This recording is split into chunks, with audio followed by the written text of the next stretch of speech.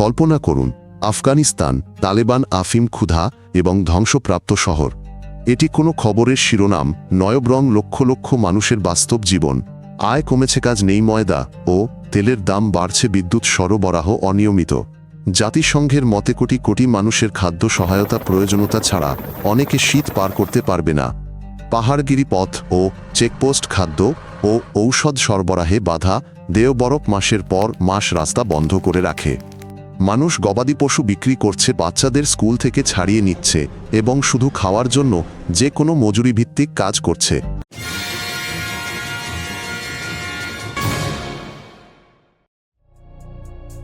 আফগানিস্তান মূলত পাহাড়ি দেশ, যা সবকিছু পাল্টে দেয়।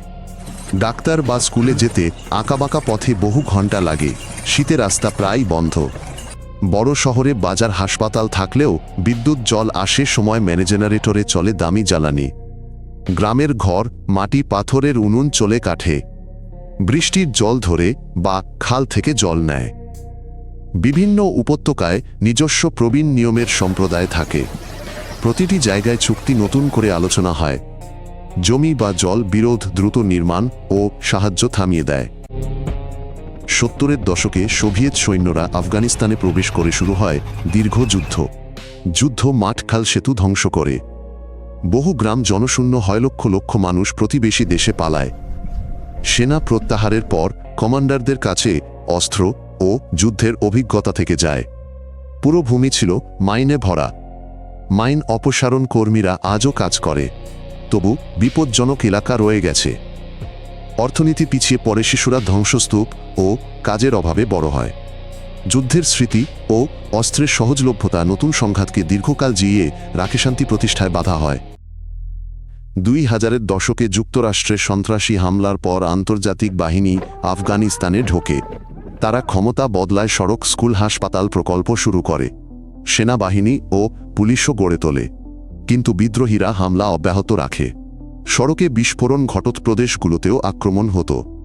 বিপুল অর্থ ও সরঞ্জাম আসত, কিন্তু নির্মাণ কাজ অসমাপ্ত থাকত, নিয়ন্ত্রণও দুর্বল হয়। বিদেশি সেনারা চলে গেলে বহু অস্ত্র ও সামরিক সরঞ্জাম পড়ে থাকে। টেকসই রাষ্ট্রীয় প্রতিষ্ঠান গড়ে ওঠেনি। এতে আসে আরেকটি আকস্মিক পরিবর্তন।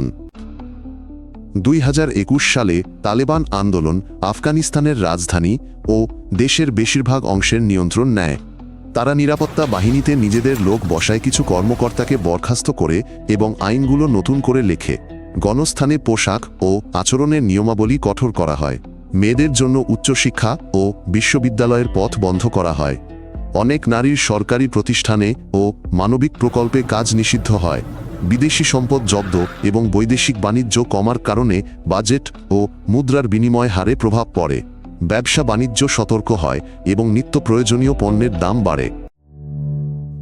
আফগান কৃষকদের বহু বছর ধরে পপি ছিল প্রধান আয়।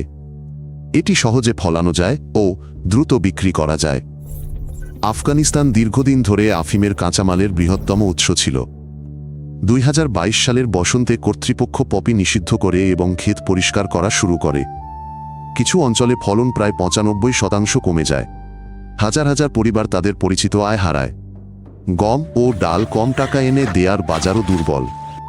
বীজ সেচ ও ক্ষুদ্র ঋণ ছাড়া মানুষ অবৈধ আয়ের দিকে ঝুঁকতে পারে। তাদের পরিবারকে খাওয়াতে হবে।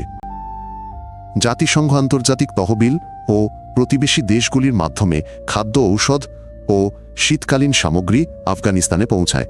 তবে প্রবেশাধিকার অনিশ্চিত। তুষারে পথরুদ্ধ হয়। সীমান্তে দীর্ঘ লাইন ও তল্লাশি চলে। স্থানীয় পর্যায়ে বিতরণ নিয়ে বিতর্ক হয়। কিছু পরিবার কয়েক মাস পর পর সাহায্য পায়। তা পরে সরবরাহ পর্যন্ত যথেষ্ট নয়। দূরবর্তী এলাকায় স্বাস্থ্যকেন্দ্রে প্রায় ভ্যাকসিন ও অ্যান্টিবায়োটিক থাকে না। ডাক্তাররা বেতন ও আবাসন যেখানে পায় সেখানে চলে যায়। অর্থনীতি সচল না হলে বাইরের সাহায্যের উপর নির্ভরতা থাকবেই। আফগানিস্তানে অন্য সশস্ত্র গোষ্ঠী সক্রিয়। তারা বাজার, মসজিদ, স্কুল, অফিসে বোমা ফাটায়। এসব হামলায় মানুষ হতাহত হয়। হাসপাতাল ও ত্রাণ কাজও ব্যাহত। কর্তৃপক্ষ তল্লাশি ঢল বাড়ালেও বিপদ থামানো যাচ্ছে না। ব্যবসা দ্রুত বন্ধ হয়। পরিবহন কমে, মেলা বাতিল হয়। নিরাপত্তাহীনতায় খরচ, কাজের যাতায়াত কমে। অর্থনীতি থমকে যায়। পরিবার দৈব রোজগার ও সাহায্যের ওপর নির্ভরশীল। আফগানিস্তানের বাণিজ্য ও ট্রানজিট পাকিস্তানের সাথে নিবিড়ভাবে যুক্ত। সীমান্ত দিয়ে পণ্য যেমন খাদ্য, জ্বালানি, ঔষধ, সিমেন্ট এবং শরণার্থী ও মৌসুমি শ্রমিক যাতায়াত করে। সীমান্তে যানজট, তল্লাশি নিত্য, পণ্য আটকে থাকে দিনের পর দিন। পাকিস্তানি বাহিনীর আফগান গোষ্ঠীর সাথে সম্পর্কের কথা বহু বছর ধরে লেখা হচ্ছে। এটি সীমান্ত অঞ্চলের নিরাপত্তাকে প্রভাবিত করে। 2023 সালের শরৎ থেকে পাকিস্তান আফগান বহিষ্কার বাড়িয়েছে। এতে সীমান্তে চাপ অনেক বেড়েছে। সীমান্ত খোলা থাকলে আফগানিস্তানের জিনিসের দাম অনেক কম। আফগানিস্তানে ছোট বড় অনেক জাতি গোষ্ঠী বাস করে। তাদের সম্প্রদায়ের নিজস্ব প্রবীণ ও অনানুষ্ঠানিক নিয়ম আছে। সরকার তাদের সাথে শৃঙ্খলা নির্মাণ, শিক্ষা ও সাহায্য বিতরণ নিয়ে আলোচনা করে। যেখানে চুক্তি মানা হয়, প্রকল্প দ্রুত এগিয়ে চলে। তবে ক্ষোভ জমলে সব কাজ থমকে যায়। স্থানীয় বিবাদ স্বাস্থ্য কেন্দ্র ও বাজার অচল করে দেয়। পরিবারগুলো তখন শান্ত পরিবেশে চলে যায়। রাস্তা ও জল সরবরাহ সচল রাখতে স্পষ্ট নিয়ম ও ধারাবাহিক আলোচনা জরুরি। নইলে এমনকি ভালো বিনিয়োগও প্রথম সংঘাতে ভেঙে পড়ে, কোনো সুফল আসে না। লাখ লাখ আফগান পাকিস্তান ও ইরানে বাস করেছে। দেশে ফেরা কাগজপত্রহীনদের আশ্রয় ও সহায়তা চাই। মানবাধিকার কর্মীরা ব্যাপক নির্বাসন ও সীমান্ত ভিড়ের খবর দিচ্ছেন। নিষেধাজ্ঞা ও ব্যাংক সীমাবদ্ধতা, অর্থ ও চুক্তি পরিশোধে বাধা। দাতব্য সংস্থাগুলির অনুমোদন পেতে সপ্তাহ লাগে। নগদ সংকট ও পরিদর্শনের ঝুঁকিতে ছোট ব্যবসা ভুগছে। সীমিত আন্তর্জাতিক অর্থায়নে উদ্যোক্তারা নতুন ব্যবসা খুলছেন না। আফগানিস্তানে দীর্ঘ বৃষ্টিহীনতা ফসলের ক্ষতি করছে। নদীর উপত্যকা শুকিয়ে যাচ্ছে। পুরনো খাল মেরামত, প্রয়োজনীয় নতুন খালও তৈরি হচ্ছে না।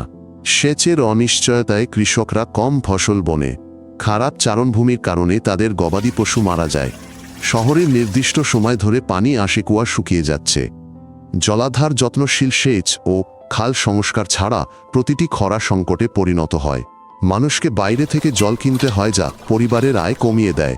সেচের কার্যকরী প্রকল্প না থাকলে খাদ্যের দাম বাড়বে আর দুর্ভিক্ষের ঝুঁকিও বাড়বে। আফগান শিশুদের প্রায়ই ভালো স্কুল ও খেলার জায়গার অভাব হয়। অনেকে কাজ করে, রাস্তায় জিনিস বিক্রি করে, জুতো পরিষ্কার করে বা মাঠে সাহায্য করে। অপুষ্টিতে রোগ হয়, কিন্তু ডাক্তার অনেক দূরে ও ব্যয়বহুল। লেখাপড়ার জিনিস ও বই কম, কারণ পরিবার প্রথমে খাবার ও জ্বালানি কেনে। মেয়েদের জন্য উঁচু ক্লাস বন্ধ থাকলে ছোটরাও আগ্রহ হারায়। স্কুলে গরম খাবার, টিকা, গরম পোশাক ও মৌলিক সামগ্রী স্বাস্থ্য ও পড়াশোনা দ্রুত ভালো করে অন্য ভবিষ্যতের সুযোগ দেয়।